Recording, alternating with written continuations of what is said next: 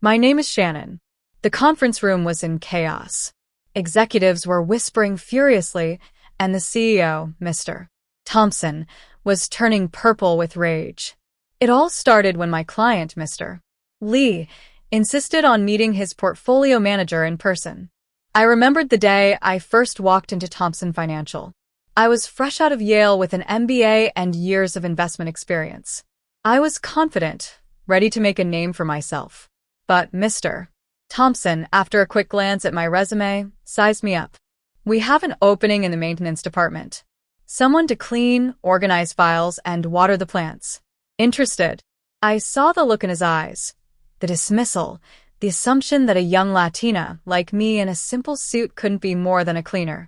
Growing up, my parents, hard, working immigrants from Mexico, instilled in me the values of hard work and integrity. My father was a mechanic and my mother a homemaker. They always believed in me, even when the world didn't. But I had faced enough prejudice in my career. Less qualified candidates got promoted, and I was always overlooked. This time, though, I had a plan. I agreed to start as a cleaner. Mr. Lee, one of my long-time clients with a $50 million portfolio, was looking to move his assets to a major firm. When I told him about Thompson Financial's reputation and their blind spots, he understood my plan right away. So I became Maria, the cleaning lady. I kept my head down, spoke in broken English, and observed everything. I arrived early each morning, emptying trash while senior analysts boasted about their strategies.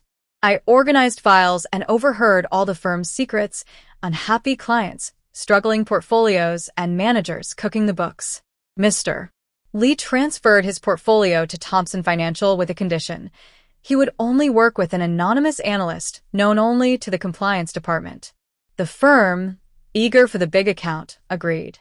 For 2 years, I lived this double life. By day, I was Maria, ignored and unnoticed. But from my tiny basement office, a converted supply closet, I managed Mr. Lee's portfolio to record, breaking returns. The compliance department knew my real role, but kept quiet for fear of losing Mr. Lee's business. As time passed, the portfolio's performance was outstanding, 28% returns in a down market. Mr. Thompson became obsessed with finding out who was behind this success, especially after Mr. Lee referred other wealthy clients, all with the same requirement of working with the anonymous manager. Then came the fateful day. Mr. Lee visited the office. The conference room was all set up, and I was there in my cleaning uniform, arranging water glasses. Mr. Thompson barked at me to stay close for coffee service and cleanup. During the meeting, Mr. Lee interrupted Mr. Thompson's presentation. "I'm here to meet my portfolio manager." Mr. Thompson tried to make excuses, but Mr. Lee was firm. "Either I meet them today or I move my accounts." That's when I decided it was time. I straightened up and spoke in my normal, educated English. "Hello, Mr. Lee. It's good to finally meet here." The room fell silent. Mr. Thompson choked out, "Maria? What are you doing?" I calmly revealed my identity, my Yale MBA, and my 15-year investment experience. I also showed him a folder with all the proper documentation, proving that everything had been legitimate from the start. But I wasn't done. I pulled out another folder, filled with evidence of Mr. Thompson's financial fraud, backdated trading records, using client funds for personal expenses, and unauthorized trades to cover his gambling debts. The room erupted. Mr. Thompson tried to deny everything, but Mr. Lee interjected, saying he had been working with the SEC for a year, and my documentation was the final piece of evidence they needed. Just then, the HR manager rushed in, saying there were SEC agents in the lobby. Mr. Thompson tried to flee, but the senior partner stopped him. After that, Mr. Thompson was led away in handcuffs. The board of directors held an emergency meeting.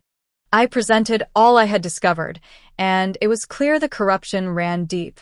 The firm, now renamed Horizon Asset Management, made me an offer, executive vice president of asset management, with a corner office and a high salary. I countered, asking for autonomy to build my own team and to start a mentorship program for overlooked talent in finance. They agreed. I moved into my new office with the cleaning cart from my old basement office. It's a reminder that every job has dignity and that talent and integrity matter more than appearances.